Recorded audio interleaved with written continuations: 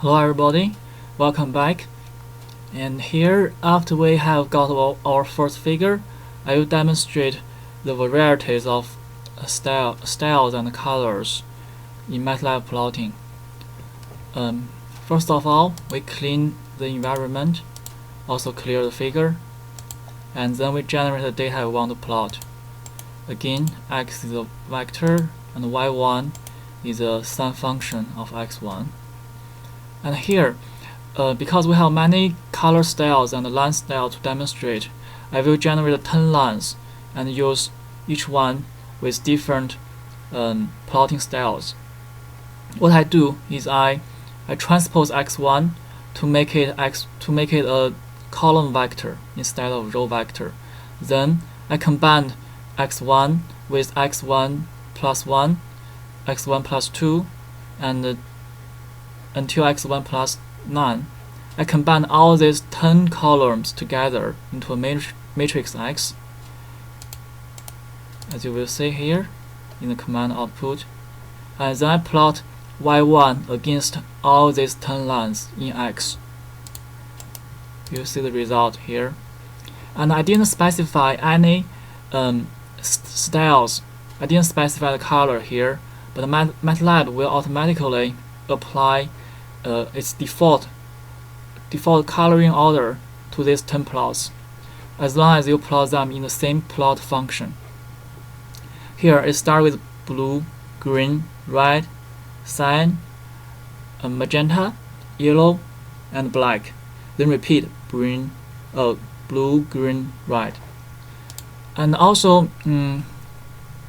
next step I will make it a little bit more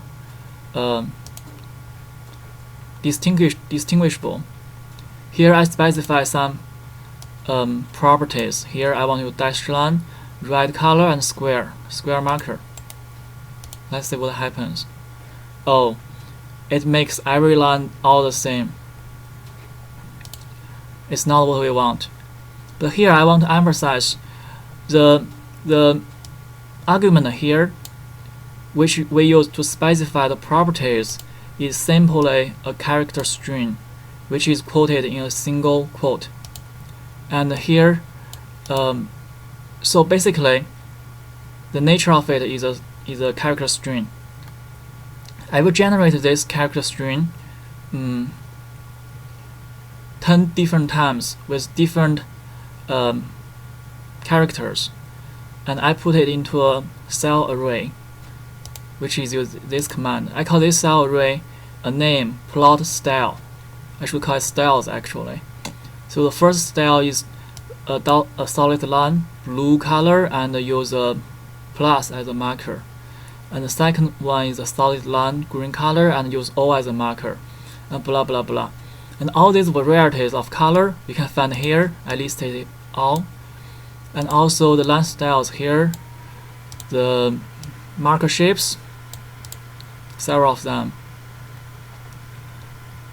So next step, I will use all these 10 styles to plot these 10 lines. I do this in a for loop, 10 hold on, so I can keep all them in the same figure.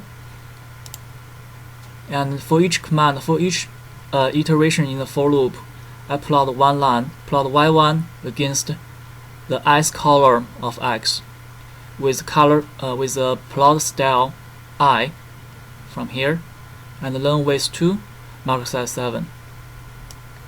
Let's check it out. Yeah, here it looks much better, all the varieties. And of course later you can pick off one of them and use it in your own figure. Here we keep on to make it looks better. We change the y limit, the range displayed of the y-axis, and also x limit. Not big change because pretty much there. Now we can add a legend. Legend, you give 10 strings for the 10 lines as a legend, and the location and the size, font size. Remove the box. Okay, here let's talk about the handle. the usefulness of handles.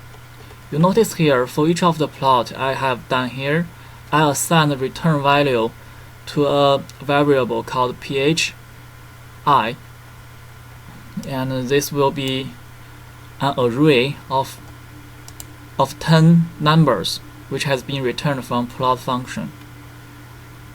And these 10 numbers can be used as a handle to go back and change the properties of the figure we have, of the lines we have done here.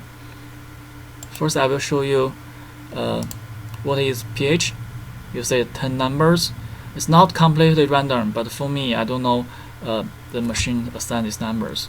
And also, you can pick up one of it, the nonce handle, which is also a number. Here, let's say why we need to use it.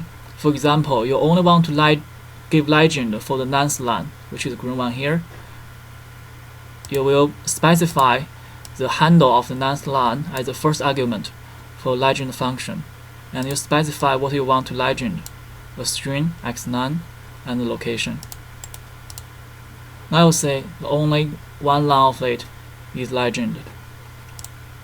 And also you can change the plotting styles of a line. For example, I want to change the properties of the 6th line, which is the yellow one here.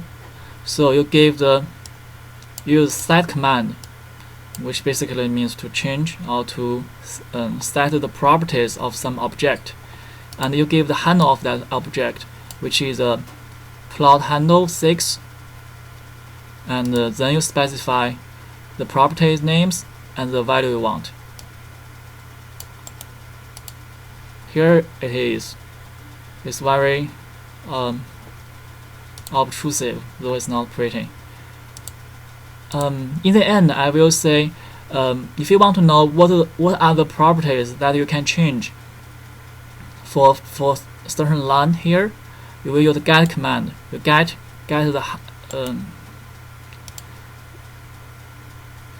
then place the handle as an argument for get, and you can see from the feedback of the command window the list of all the properties you can change. For example, here the marker size marker we already done here, and you can check only one property value also by specify the name of the property here, xdata. Alright, let's conclude our style demonstration. See you next